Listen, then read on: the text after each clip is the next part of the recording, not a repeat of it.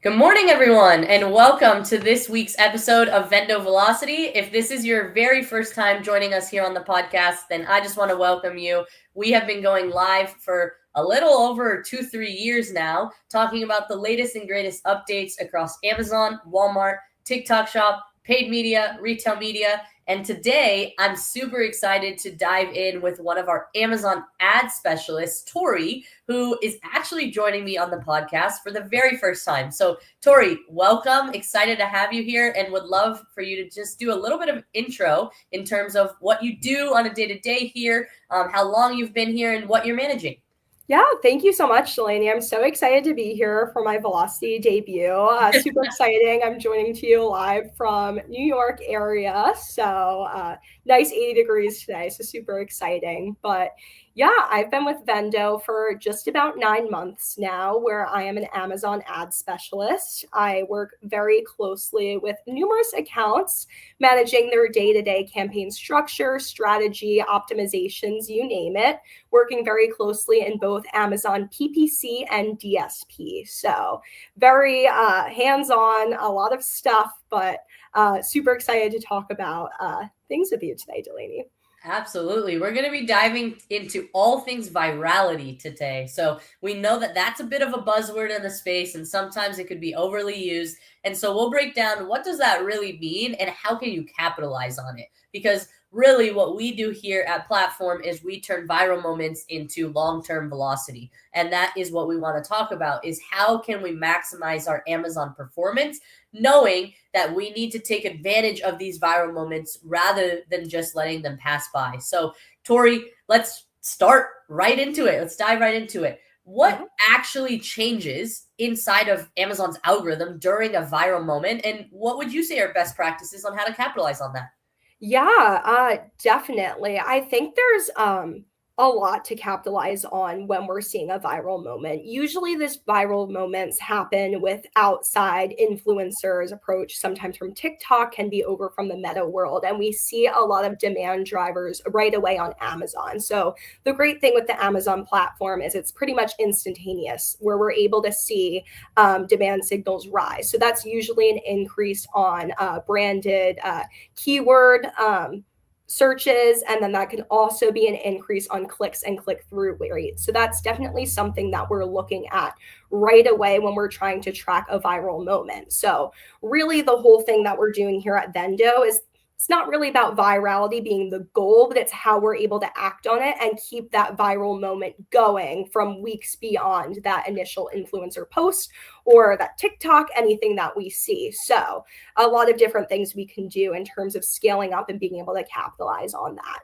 Absolutely. No, those are all great points. And I think that you really hit on something that a lot of people don't understand is that it's not just about traffic, right? And driving traffic. It's about driving qualified traffic. And that means that click-through rate, conversion rate, all of these signals within the algorithm matter. Because if not, the algorithm is going to treat that as noise. It's not going to treat it as a signal. So it's really important that you are fully buttoned up from a PDP standpoint, or else that traffic is not going to be qualified and you're going to lose that opportunity to convert on that momentum. So we're going to talk a little bit about that and really the power of external traffic on the Amazon flywheel. Tori, I'll turn it over to you. What do you think the true impact is of external traffic impacting organic ranking? Maybe if you speak to some case studies there as well and just discuss where are we seeing that external traffic come from and what does that impact on organic rank? Yeah, definitely. I think pretty much right away we see an uptick in overall search volume on the category that you're a part of. So when a viral moment occurs off platform, we usually see excess traffic to the Amazon platform. So increasing on either your branded keywords and search terms, or you'll also see an increase in PDP views, or you can see an increase in overall what that product is. So for example, if you're selling something like a hairspray, and that's something that an influencer posts about, you may see an increase in searches on a hairspray keyword or something relevant to that. So what we really need to be ready to do from the PPC standpoint is being ready to defend our overall branded category keywords and our overall branded space, but also be able to conquest and go out there and achieve competitor spaces and also on that keyword side of things. So in terms of how this buttons up into the organic side of things, we're just seeing an overall lift on the category, getting that help from the external traffic, maybe being on those branded searches and everything, but we overall want to increase spend and capitalize on that moment so we can utilize this lift in overall traffic to our benefit and helping the overall organic space stay lifted by letting the Amazon algorithm reward us by increasing and utilizing that increase in traffic. Yeah, those are all fantastic points. And I think what you said there just related to category benchmarks is really important because there's multiple tools inside of the ad console and also within Product Opportunity Explorer and within Search Query Performance, in which you could get a great gauge on what is the conversion rate within the category. And the category really does set the benchmark, right? So you might see one spike and that's not going to move rank much, but when you see some higher converting traffic that are being sustained and being converted on, that's what makes the true difference. And I think that what a lot of brands get wrong is that there needs to be that match in intent, right? You're going to drive discovery, you're going to drive demand on TikTok Shop, but if you can't capture that demand on Amazon because of the fact that your PDP or your brand store isn't in the position to convert and you don't have the proper inventory there, operationally you're not buttoned up, you're not going to be able to bridge the gap between TikTok Shop and Amazon, and you will lose that momentum. And that's between any paid search and social platform or Amazon, right? So I think that that's one of the most important things is, to Tori's point, it's not just looking at branded searches alone. Yes, that's important. Yes, you'll see a spike when virality comes, but you really have to look at the click-through rate. You have to look at the conversion rate. You have to look at how the pressure is on rank momentum overall, not just the session volume. It's all about how is that qualified. So Tori, you spoke a little bit on branded defense and really being able to defend these priority keywords. I think a thing we often see is that when virality happens, brands almost want to pull back sometimes on Amazon and they almost underinvest, which hurts their ability to grow. Let's talk a little bit about that. Why does underspending hurt growth overall, and how aggressive is too aggressive?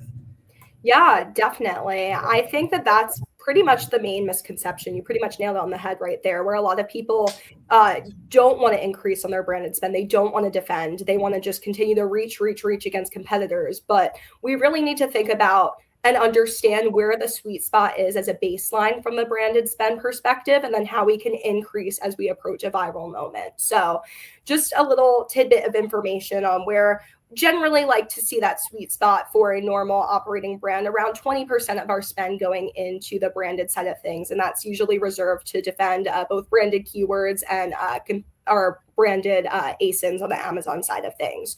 So in terms of being able to increase rapidly when we see the increased search demand on the branded side of things, is we pretty much want to scale that up pretty much right away, around 10%. Not necessarily saying that we're increasing up to 30% allocation on the branded side of things, but just increasing our overall spend to start. So first step is going to be increasing on the branded side of things. After we're starting to increase on the branded side of things and continuously increasing our spend and expanding our reach overall, that's when we're starting to convert and look into our competitor targets, into our keyword targets.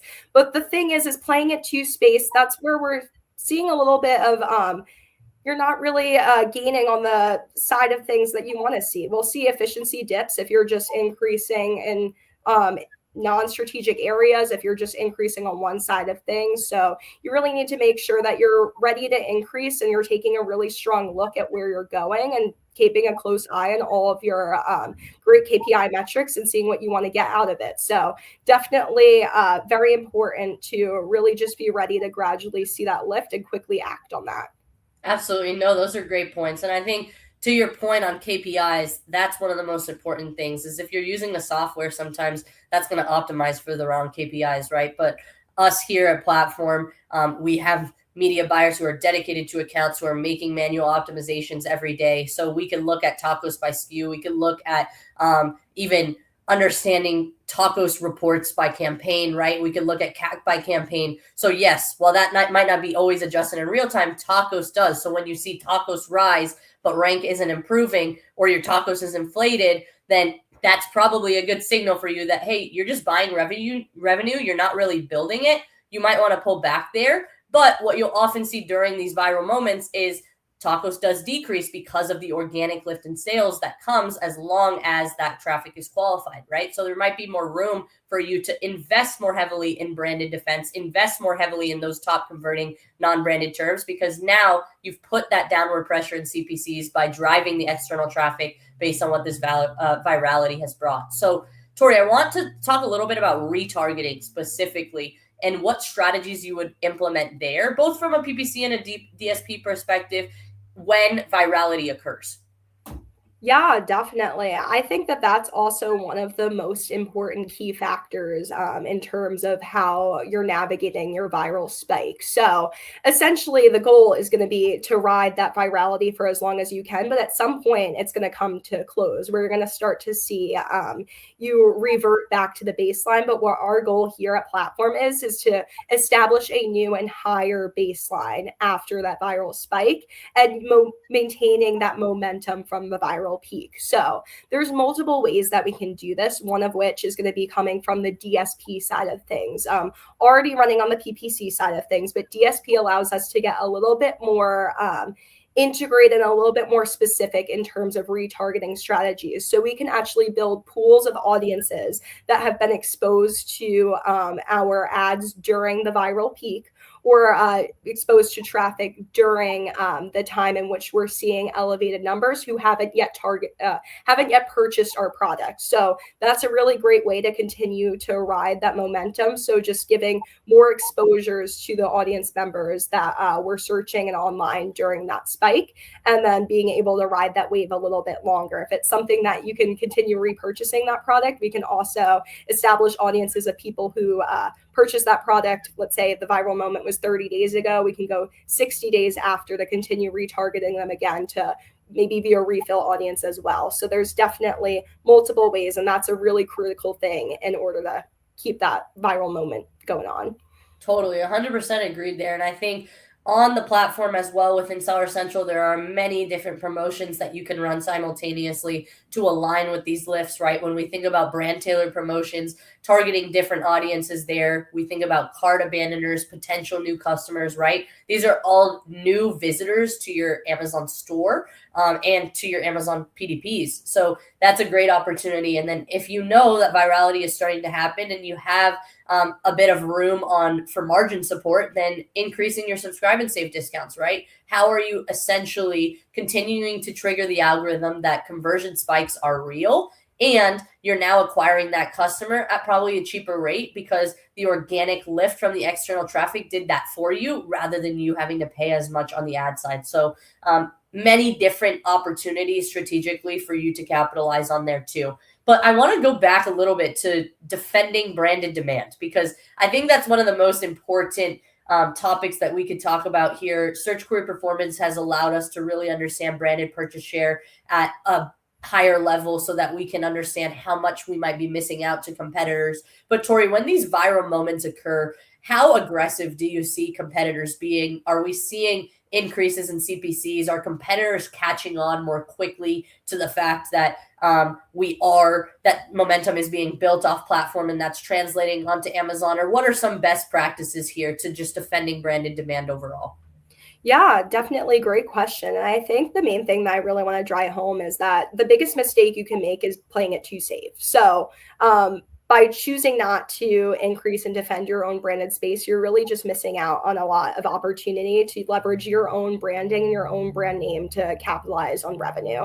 So something that we usually see from a category standpoint, especially in spaces that are very competitive and very aggressive, like our supplements, our hair care lines, fitness, all those things, is that competitors are looking at our very large brands that they want to bid against us because we're doing very well. We're doing a really great job rapidly growing among all of our clients. So as we see a little bit more of an increase in traffic on our overall branded keywords and our branded search volume, we may see CPCs go up a little bit on our overall branded keywords, which is why it's a little bit more important to continue to push against our own keywords, our own ASINs, just to overall, when you see people and your customers searching for your product, to make sure that we're coming up on that product that they're searching for, so they're not going to competitor. When they click on our PDP, that we're showing up our ads on that, and that could also help build your brand overall by pushing other products against that. So if there's something similar, an accessory that you can add and scale up, you can get kind of two for the price of one, leveraging traffic into that viral moment, but then also gaining on another product as well. So just lifting your brand overall. So really just rapidly, not playing it safe, ramping up, being ready to see that rise on is going to be where you're going to see the best performance overall. Those are all incredible points. Thank you for that insight, Tori. I want to just end on, we've talked about this entire podcast, how we're turning short-term buzz into long-term momentum and long-term gains. Give me a few best practices. What do you as a media buyer say, oh man, I could do whatever I can on the ad side, but at the end of the day, if X, Y, and Z happens, none of that's actually going to work. Tell me a little bit about that. Yeah, great question. And honestly, the best practices that you're going to want is you're going to want to already have your plan set in place. You want to have everything squared away so you're ready for these moments. And that's why we have this podcast today, to pretty much give you those tips to be ready. So being in a spot where you know where your targets are, where you know where your top performing keywords are, where you know where your baseline performance is. So having an understanding of what your baseline is and where you can go from there. So knowing which keywords you want to push on, knowing who your top competitors are, and knowing where else you can go. So that's going to be square one. Square two is going to be having that plan on where you're starting to see peak levels. For us, I'm always hands-on keyboard, so I'm always tracking our overall search volume on the branded side of things, so I'm able to see instantly when that starts to spike. For me, that means that once I start to see our budgets on the branded side running out a little bit earlier in the day, or seeing CPCs rise, I know it's going to be time for us to increase. So having that plan of action and that first step on increasing on the branded side of things, and then also knowing, okay, I know that these 4 keywords are our top keywords. They have the highest search volume. We're starting to see a little bit of an increase in terms of where we want to push and where we want to scale into to build our overall purchase share on the non-branded side of things. So that's going to be phase 2, pushing into the non-branded side of things, starting to elevate there. Phase 3, we know who our top competitors are. So we want to make sure that as they're increasing and they're trying to capitalize on this category lift as a whole, that we know that we can push there as well. So we have our 3 well-rounded strategies. We have our keyword targets, our branded targets, and our overall competitor targets to start really rapidly expanding. And that's going to be where your best practice is, having your baselines established, and then your plan of action.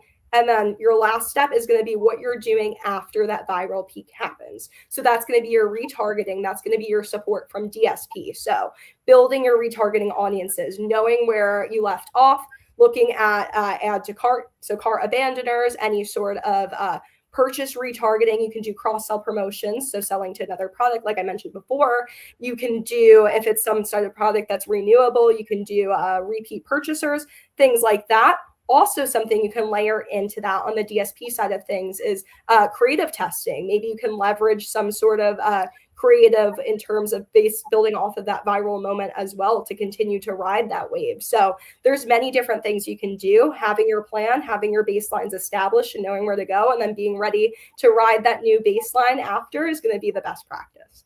You just hit them with them. I don't even know how to add to that, but no, you crushed it there. And I think what really stood out to me is what you highlighted at the end, which is that Amazon cares about stability after the spike, right? And there's so many different targeting practices we can put in place so that the spike itself doesn't die out, but that we're able to build that stability. So we're able to build on that higher conversion rate, the strong unit velocity, a lower return rate, right? That's really important too. If you now grab all of these customers, you get them to convert, but for some reason there's a product issue and they return the product, that's only going to negatively affect the algorithm and the consistent sales after the spike. So what we're seeing overall is that you do really have a short window. You have about a week to 2 max to lock in the gains before the algorithm starts to normalize the expectations. So during that week to 2 weeks, as Tori was talking about, there's so many different things you can do to blitz the algorithm and help it to understand that these signals are true signals.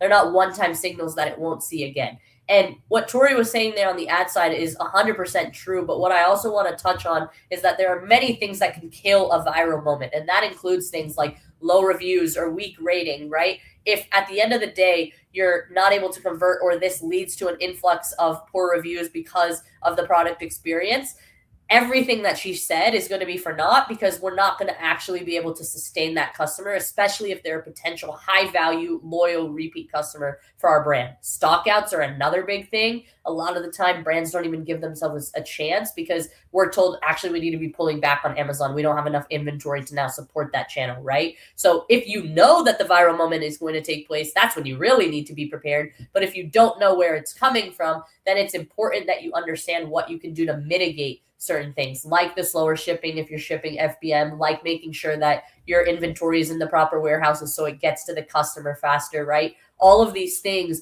are just primary strategies to maximize rank, and that also includes competitive pricing, coupons, etc. So all of these things are very important for us to understand that this isn't just a moment that is fleeting, but no, this actually turns into a real needle mover for your brand. And then bringing a lot of that content that generated that push onto Amazon. I think that's where a lot of brands don't close the funnel, is they'll say, okay, all of this is happening off platform, but I'm not actually going to message it on Amazon. You can in sponsored brands, in your sponsored brand videos, in your brand store, throughout your PDP content, right? There's so much that you can be doing there so that the customer sees, oh yeah, what I did see on TikTok Shop, what I did see on Meta is exactly the same creative. It's the exact hook. It's the exact angle. It looks familiar. I'm going to convert because I've already seen this 10, 15 times somewhere else, right? So Tori, those are all amazing insights. I also want to just end here on the true omni-channel halo, because I think we've talked a lot about what this will turn into and what this could mean for Amazon. But how should brands be thinking about external traffic at a high level? And how can we understand if these sales are truly incremental? How I know that with attribution, that's incredibly difficult, if not impossible to measure, but just talk a little bit about how we should be looking at this holistically.